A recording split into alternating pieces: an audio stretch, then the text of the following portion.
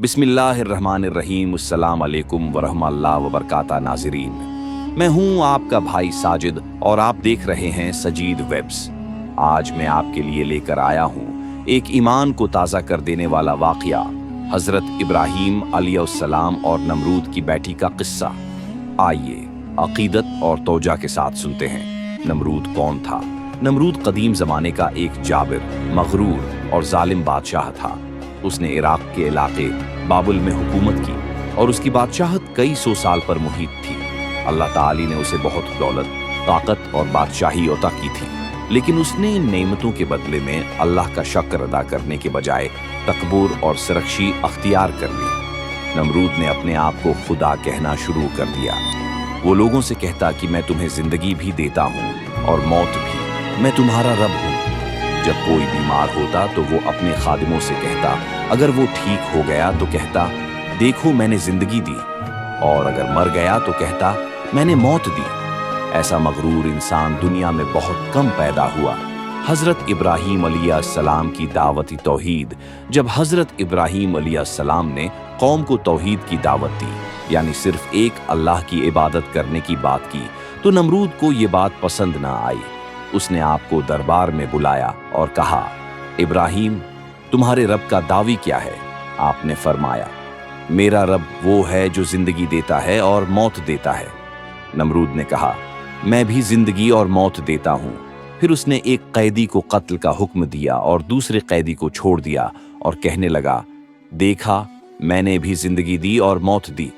हज़रत इब्राहीम अलैहिस्सलाम ने फरमाया, मेरा रब वो है जो सूरज को मशरिक से निकालता है। अगर तू सच्चा है तो उसे मगरिब से निकाल कर दिखा।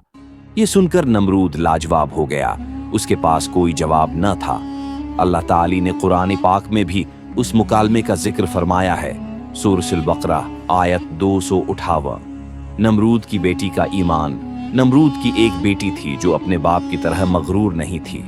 वो अक्लमंद और नेक फितरत थी। जब उसने हज़रत इब्राहीम अलैहिस्सलाम की दावत सुनी तो उसके दिल पर असर हुआ। उसने सोचा कि इब्राहीम सच कहते हैं, एक ही अल्लाह है जो आसमान व ज़मीन का खालिक है। एक दिन नमरूद ने हुक्म दिया कि हज़रत इब्राहीम अलैहिस्सलाम को आग में डाल दिया जाए ताकि सब देखें कि खुदा नमरूद है और उसके मुखालिफीन का अंजाम क्या होता है। नमरूद ने बहुत बड़ी आग जलाने का हुक्म दिया, इतनी बड़ी कि परिंदे उसके धुएं से गर जाते थे। महीनों तक लकड़ियां जमा की गईं। फिर जब आग भड़क उठी तो हज़रत इब्राहीम अलैहिस्सलाम को एक मंजनीक के जरिए आग में फेंक दिया गया। लेकिन अल्लाह ताली ने हुक्म दिया, या नारु कौनी बर्दन व सलामन अला इब्राहीम, ए आग इब्राहीम पर ठंडी और सलामती वाली हो जा।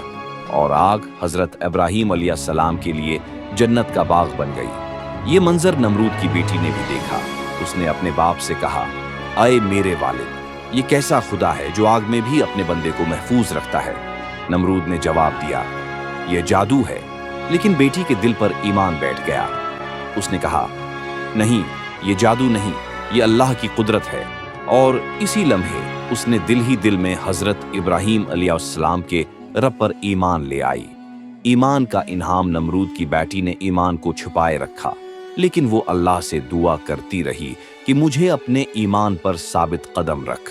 कहा जाता है कि बाद में वो हज़रत इब्राहीम अलैहिस्सलाम की उम्मत में शामिल हो गई और नेक औरतों में उसका शुमार हुआ।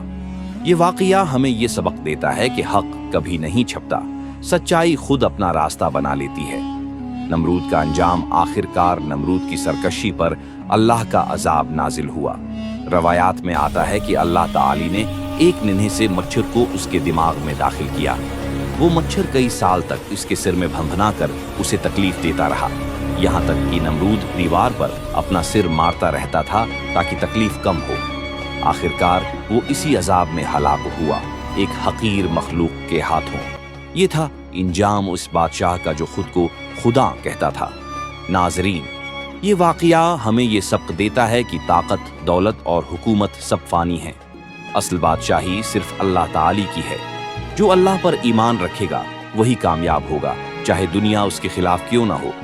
अल्लाह हमें हज़रत इब्राहीम अलैहिस्सलाम जैसा ईमान अता फरमाए, नमरूद जैसी सरकशी से महफूज रखे और अपने दीन पर साबित कदमी नसीब करे। आमीन। अगर आपको ये वीडियो पसंद आई हो तो लाइक, शेयर और सब्सक्राइब करना न भूलें। अल्लाह हाफिज।